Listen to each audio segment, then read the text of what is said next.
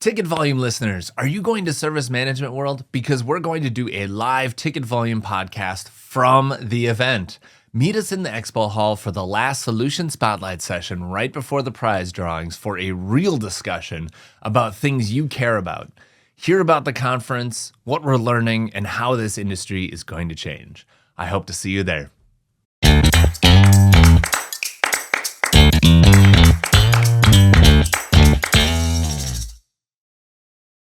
This episode of Ticket Volume is brought to you by us, Invigate. Get service operations under control in no time. Get 1 free month of our software solution by going to try.invigate.com. Ticket Volume is proud to present 3 JAMF employees for a catch-up from episode 14 of Ticket Volume. We start off with our returning guest who was brought on board to build a service management office. She has served as a service desk and customer service agent, as well as an IT manager, before a gig at Monsanto as a service delivery manager. She also spent a short stint consulting before joining JAMF as the Senior Director of Support and Experience.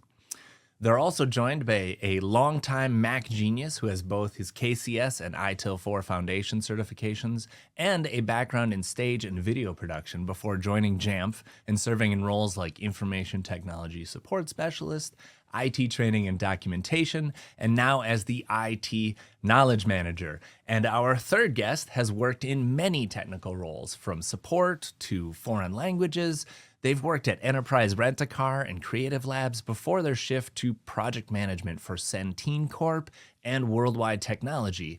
She is now the Change Control and Enablement Manager at JAMF. Welcome to Ticket Volume, news and information for improving IT experiences. I'm your host, Matt Beran, and on each episode, I am so lucky to get to chat with different leaders and get everyone's different perspectives on service management, technology, and business. And this episode is going to be more refreshing conversations. And hey, do you want to continue the conversation after this episode? Comment on YouTube or on Spotify. We've got these crazy surveys that are on Spotify too, where we're asking questions about the episodes. Use these options to dig deeper into these topics, or just tell me that my hair is messed up or I've got a boogie to take care of. So I hope you're having a great week and a great day. I also hope that you'll leave a comment or connect with us, share our podcast with someone, get involved.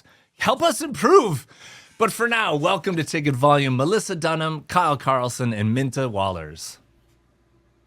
Hello. Hello. Thanks for joining me. So happy to be Thanks. here. Yes, and I didn't realize this, but I should invite more guests on that will bring additional guests back. Melissa, I want to thank you for inviting your colleagues to join. And what better way to show that your service management office is growing and succeeding by inviting the very people that are involved in that office. So thank you so much for bringing them here. We talked in 2022, and your episode has over 600 listens across platforms. And I want to know, your service management office, is it done? Do you have a service management office, Melissa? We do have a service management office. It's small but mighty right now, but we are making amazing strides especially in knowledge management and change management areas. Okay, excellent. And if I remember correctly from your episode, the thing that really stood out in my mind for your service management office specifically is that it was living in the support and service function. Is that still the case? Yep, still own it, tried and true. And I don't think it's that nobody else would like to take it. I think it's that we're really showing that we're providing the value that we said that the service management office would provide. And so we could call that living the dream, or we could call that doing our jobs.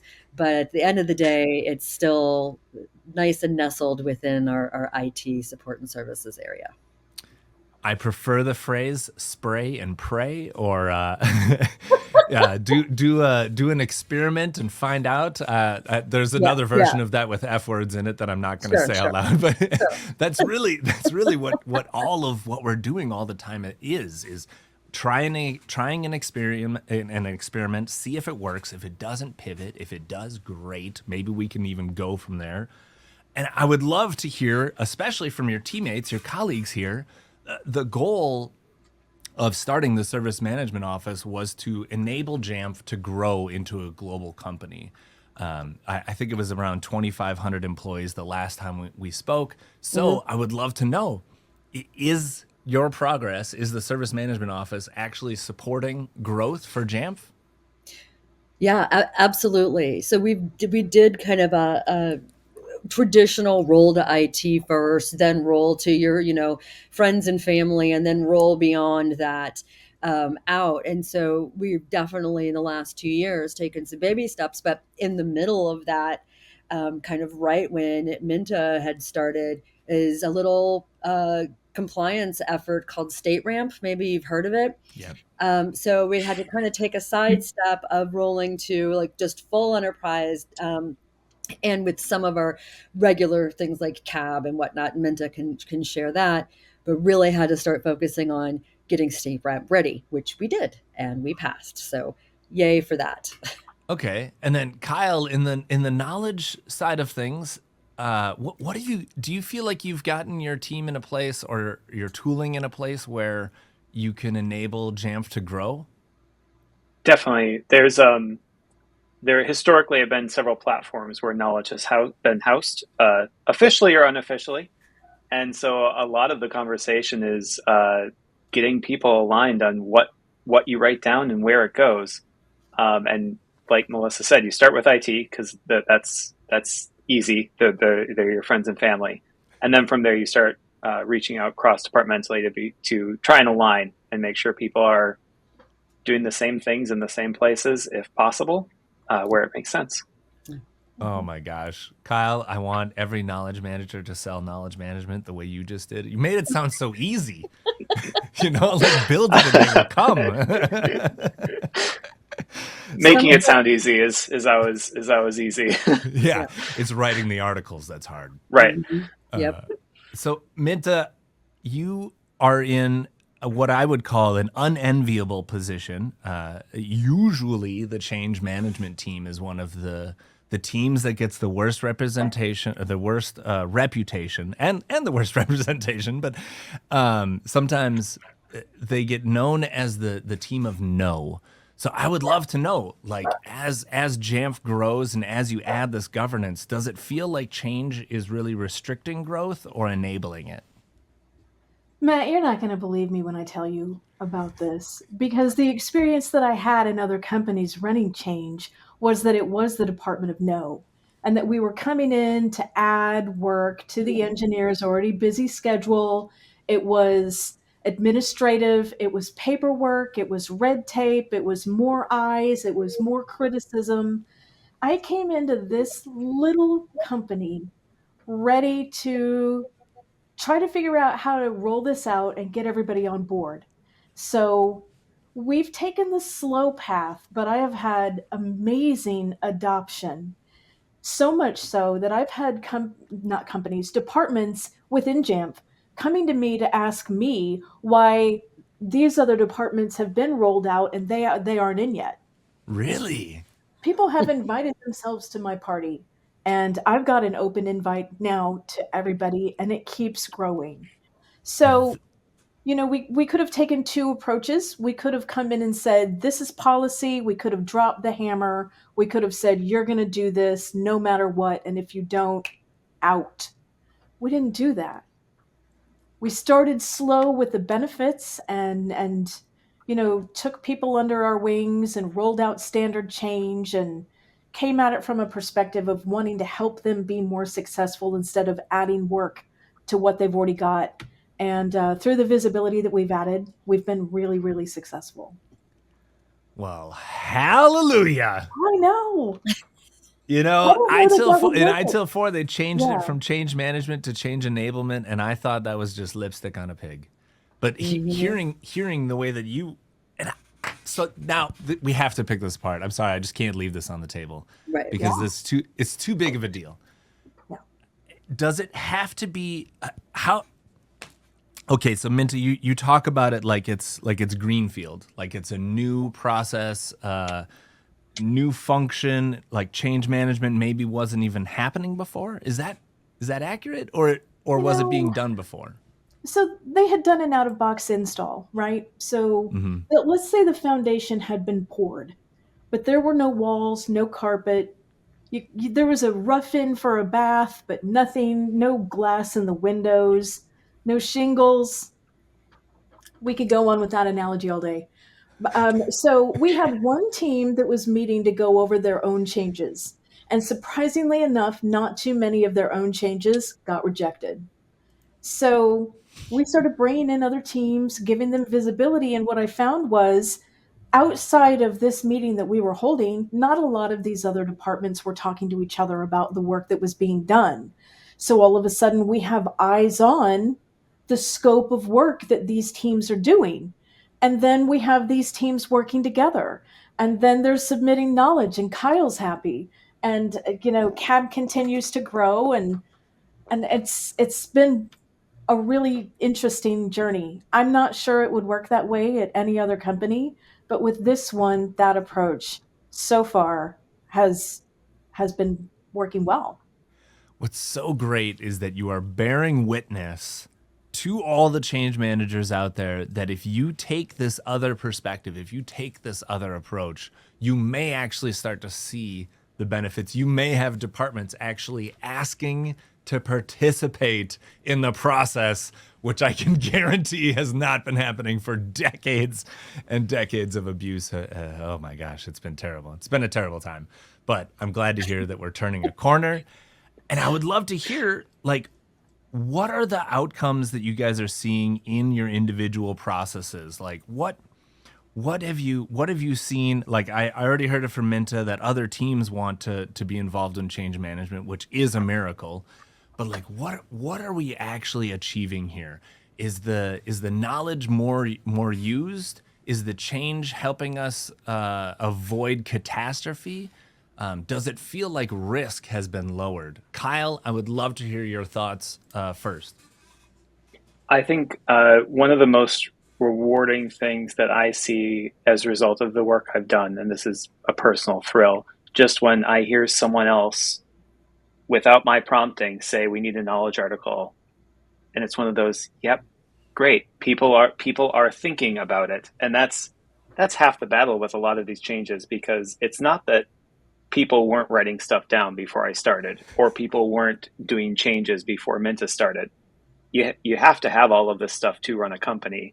It's that there wasn't a plan, an organization, a system, a communication pattern, etc. And so I'm personally, that's when I see the change with IT support or the people, the teams I'm working with. That's where I see the biggest impact, is that people are looking towards a standardized place, policy, etc., for disseminating knowledge. Um, Yes. yeah, that's Yeah. that's it. And so thank you for leading the way, because that's usually what it takes is a Pied Piper leading the way and saying, look, because you're right. Everyone was writing down knowledge before, or typing it out, or videoing it, or whatever. But they just didn't. There was no one coordinating all those efforts. And you're right. It feels so good when it starts to happen. My wife said the same thing the other day about her classes. She puts all this content together for the students to find their own work. And she said the best thing is when one of the students yells at one of the other students, like, duh, you couldn't find this? We built a knowledge base platform for this. You just go there and use it. Minta, what do you think? Are you reducing risk? Are there major incidents that have been avoided as a result of change enablement? Absolutely. And it's come through with the benefit of having other teams given the visibility to the work that other teams are doing. Because if you're an engineer and you work on, this team, you understand the scope of your work, but you don't always understand how that could impact a security risk assessment that's in progress, or somebody else that might be using your database that you're getting ready to take down and decommission. And it's just right now, Before we get into tightening down our risk assessment so that people can't decide what the risk of their change is, there's actually some logic behind it. The main benefit that we've seen in reducing risk has been through just more eyes on it, more questions Yeah. asked. Isn't that funny?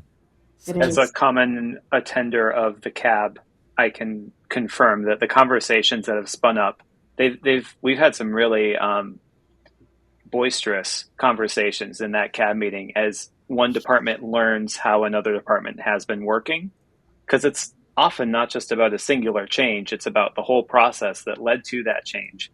And it's eye-opening, I think, for a lot of departments to suddenly have this understanding of hey, we're one company, maybe we should try and do things the same. Yeah. So usually when you have more eyes on, people feel criticized or like there's yeah. the potential for somebody to say, "What are you doing? This is wrong." What we have seen, and I think this is a unique aspect of JAMP's, culture. People, the engineers, best engineers I've ever worked with, they are very open about discussing why they're doing the change, when they're doing it, who could be impacted, and how they've done it before. Yeah. So you don't there's there it's very rare that we have somebody in the meeting that's defensive. Yeah. It's really open. It's an open share of information. It's interesting that you bring up culture because I feel like, yeah, that the cab can drive your culture. The Yeah. processes, the practices, they can drive your culture. But if you also have a healthy culture before you even start all that, and then you drive them in a healthy way, it just continues to gain momentum and gain power as opposed to any one of those being negative, either the culture, the practices, the processes, or the Mhm. people. If any of those are negative, then sometimes it's really hard to avoid. You end up just you end up there Yeah. on mistake. Melissa, I'm going to ask you a toughie to kind Okay. of represent the rest of the service management Yeah. organization. What have you rolled out? What outcomes? How far have you made it? I guess. Yeah. I mean, the other area that we focused on really significantly is IT asset management. We had varying degrees of lightweight process, very little data driven metrics to help us with the process, and really kind of a discombobulated method of it was garbage. Okay, it was garbage. Let's just lay it down. We were starting with nothing and from groups that just organically grew to having to do some kind of asset management with no Mm-hmm. background in asset management, not understanding all of the pieces and how they all intertwine between finance and procurement and Yes. legal and security and where it all comes together is asset management sitting on top of a CMDB. Mm-hmm. So when I first started, as you know, I was able to get some of these roles, one, because of an internal audit. Tell us Yep. about our asset management program. What asset management program? We're buying things and then we're getting some of those things back if an employee is leaving the company. But so we've been able to completely transform that end-to-end process, um, Excellent. from a global and enterprise perspective. We've just completely revamped our onboarding and offboarding process, partnering with legal, finance, compliance, HR, of course, IT. Um, and really defining that. And of course, the little asset management pieces that are peppered in there are things like hardware returns, right? And so we've been able to actually make some good progress. Now, we did have an asset manager for the last 2 years who came in and did some remarkable work and really set the foundation of data-driven information. We can make data-driven decisions on how many more devices should we be purchasing, things of Yeah. that nature, right? And she did just depart for another opportunity that was more aligned with what she was wanting to do for her career, and we're very thankful for what she did. So we are in the process of hiring and filling that role again, which is exactly where I was at 2 years ago, I think, when we were Yeah. having this conversation before. And let's face it, it is hard. It's a hard job. It's greenfield. It's changing hearts and minds. And the biggest part about that, as all of the folks here will, I know, state, it's the organizational change management components, right? That's Yeah. always the long pole in the tent. Gaining adoption, getting folks to change their behaviors, understanding the why of, like, why is it important? Why do I care? And so at a time when our company, and again, I like to say that our company is going from garage band to rock band, right? We were like a startup, and now we're, in our 20s, and we can go to bars and drink legally, and, like, we can do these other things. We can also have solid asset management programs with Yes. rigor and with some governance. And so in order for us to have a scalable company and a scalable enterprise, having that kind of a program, even though it's still in what I would consider infancy state, it takes a couple of years to really get that moving forward. So that's where I'm seeing some of the change. Eventually and please, I know I'm the one who's ever run an IT department or been in service management, is like, why didn't you start with the CMDB? We're kind of doing it at the same time. So it's a little bit of some hybrid skill that we are incorporating into that asset management position until we can justify having, full scale configuration manager again. So yeah, I think I answered the question.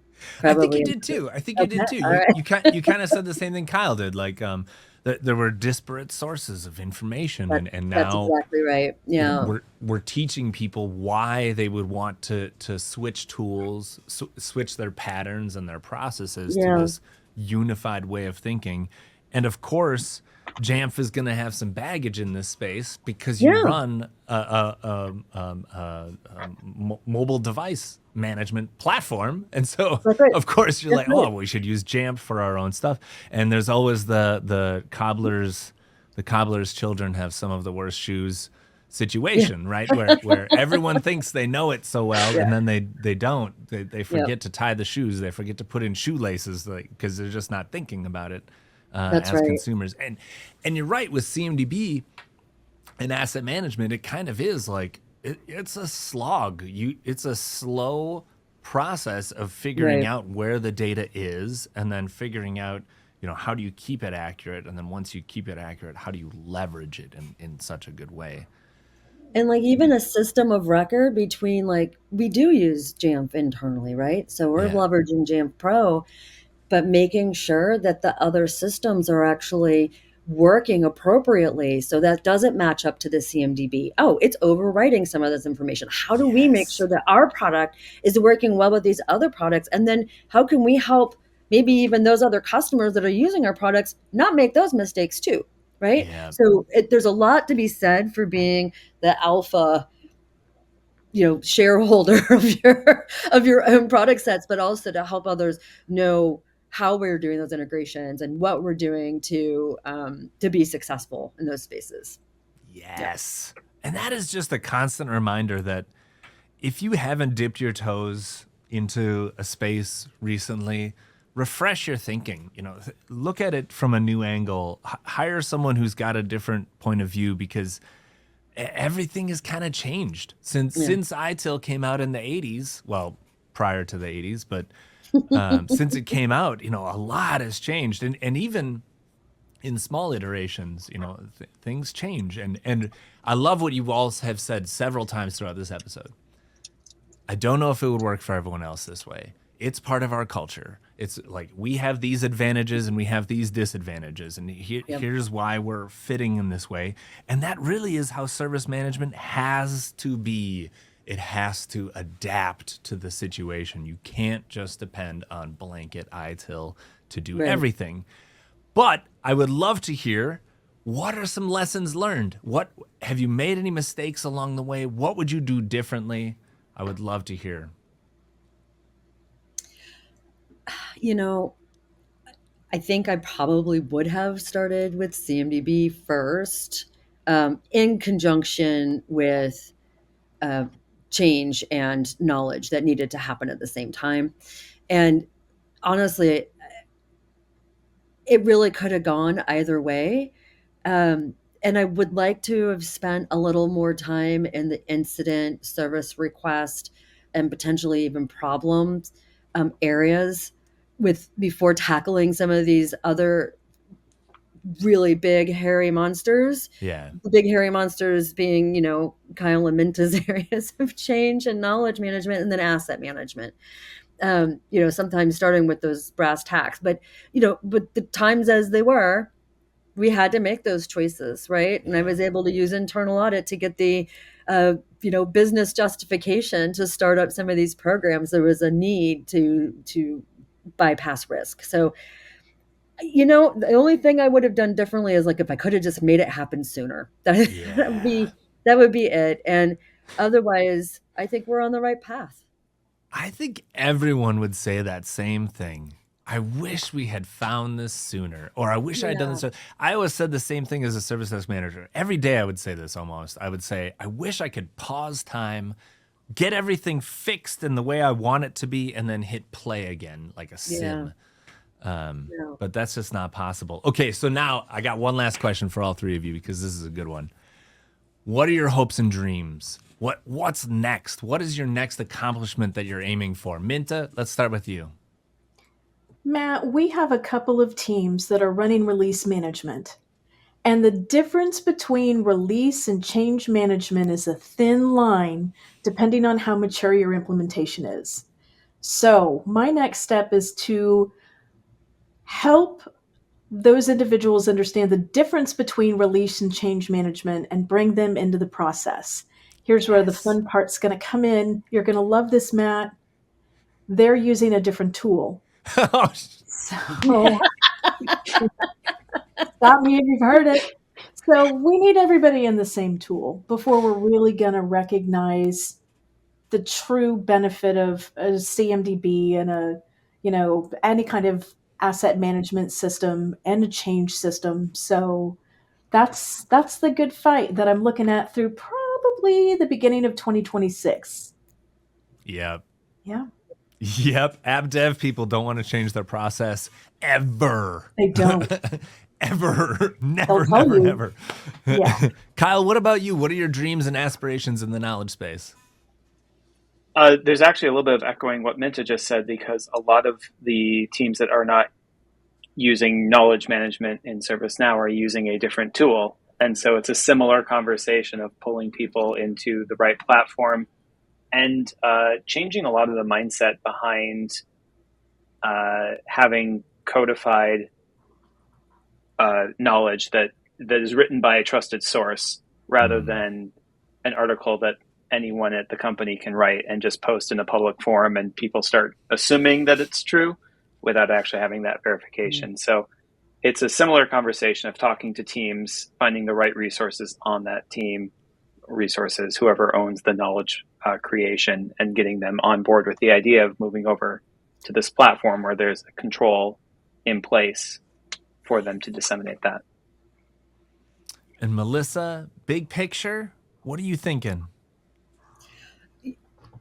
I want to continue to expand the SMO in a way that incorporates the additional practice areas and also provides not just governance over those practices, but a quality assurance layer as well against the practices and against what we're doing here in SMO.